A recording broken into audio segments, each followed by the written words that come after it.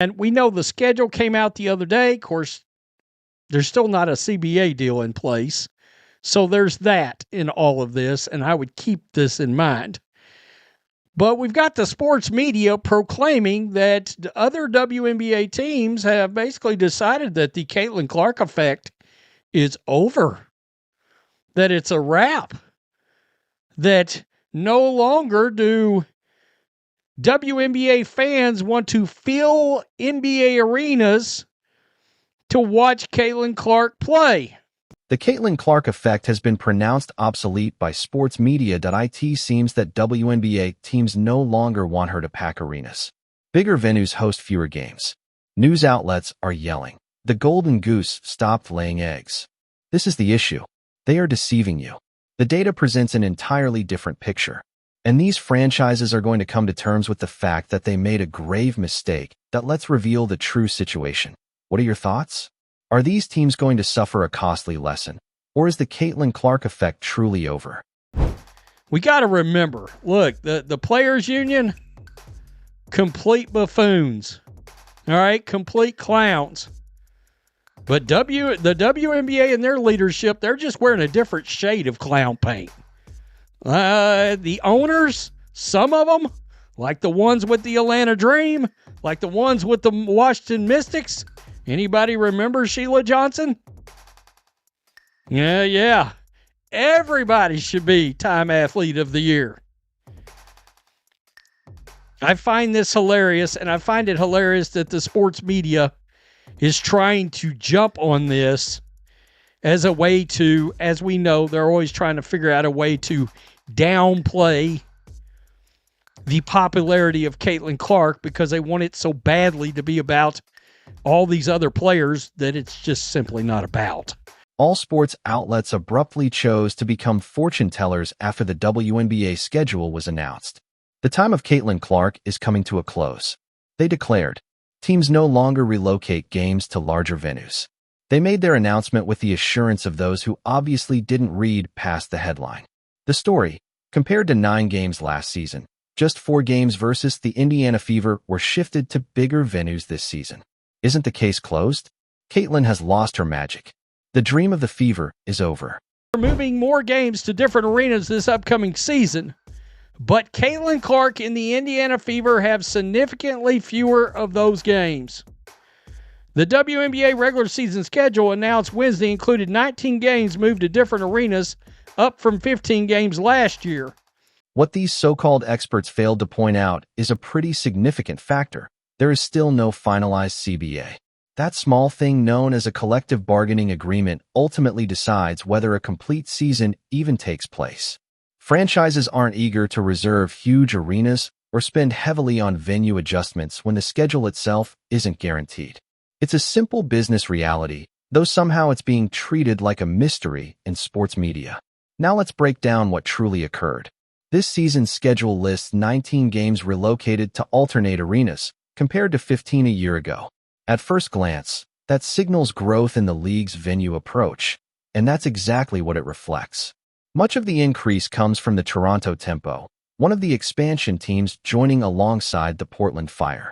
The Tempo alone has 5 home matchups set outside its primary arena, including 2 in Montreal and 2 in Vancouver. So yes, the number of relocated games has risen, yet it's being spun into a narrative about Caitlin Clark losing popularity. The numbers simply don't support that conclusion. Last year, this is what they're not telling you yet. You've got to pay attention to this. This is all because of expansion franchises. The WNBA teams that moved games in recent years to accommodate more fans or to appeal to those in different markets. The increase is largely due to the Toronto Tempo, an expansion team. One of the WNBA's expansion franchises, along with the Portland Fire. The Tempo are playing 5 home games outside of their usual home, the Coca-Cola Coliseum, including 2 games each in Montreal and Vancouver. But opponents have moved just 4 games to bigger arenas for Caitlin Clark and the Fever this season, down from 9 last year. The 4 games are July 5th against the Aces, August 8th against the Sky, August 18th against the Tempo, August 20th against the Wings. Despite the noise, the Fever still have 4 road games being relocated to larger arenas. July 5th against the Aces, August 8th versus the Sky, August 18th against the Tempo, and August 20th against the Wings, and every one of those dates comes later in the season, which is no coincidence. Teams are clearly holding off on major financial commitments until there's clarity on the CBA negotiations, because if a lockout or delayed start happens, early season matchups could be wiped out entirely, making expensive venue bookings a risky gamble.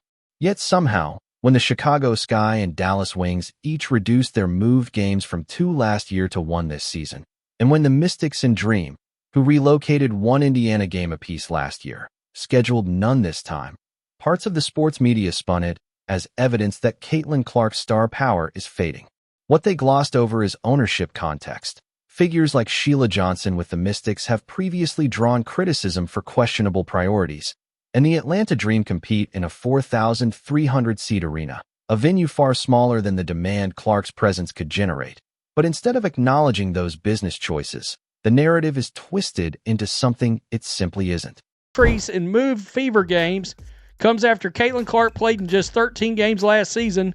Clark appeared in just 3 of the 9 moved games. What makes this storyline so frustrating is that the Fever were undeniably the league's top attraction last season. Not barely ahead, not in a tight race, but clearly number 1. They averaged 15,884 fans in road arenas, roughly 4,000 more than any other franchise. Every Indiana road matchup that was shifted to a larger venue ended in a sellout, every single time. Critics are quick to point out that Caitlin appeared in only 3 of those 9 relocated games due to injury, but that actually strengthens the argument.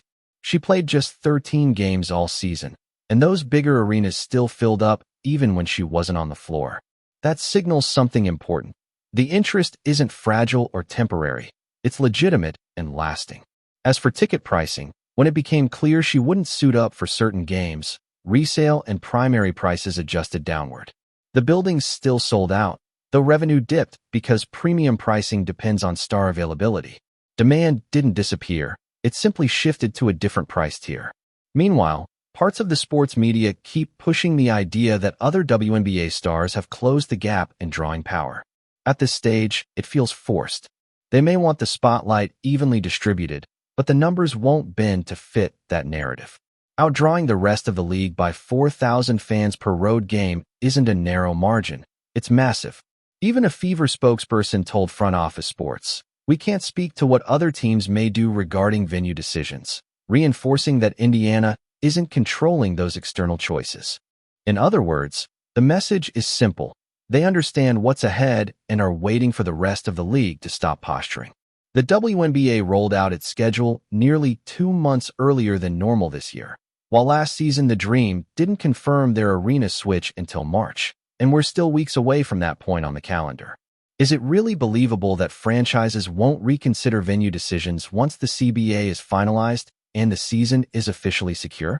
Take the Connecticut Sun, who haven't shifted any games. That likely has more to do with internal uncertainty than market demand. Once stability returns and labor talks conclude, don't be surprised if priorities suddenly align with revenue opportunities.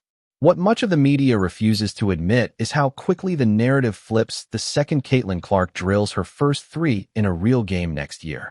The instant she pulls up from the logo and buries one, teams that kept games in smaller arenas will be racing to adjust. Supporters want to see her competing in meaningful matchups, not rehab updates. Last season's injury management left many frustrated. Fans were led to believe she was close to returning, only for an unexpected ankle issue to surface with little clarity, while affiliated media voices seemed evasive. That created distrust.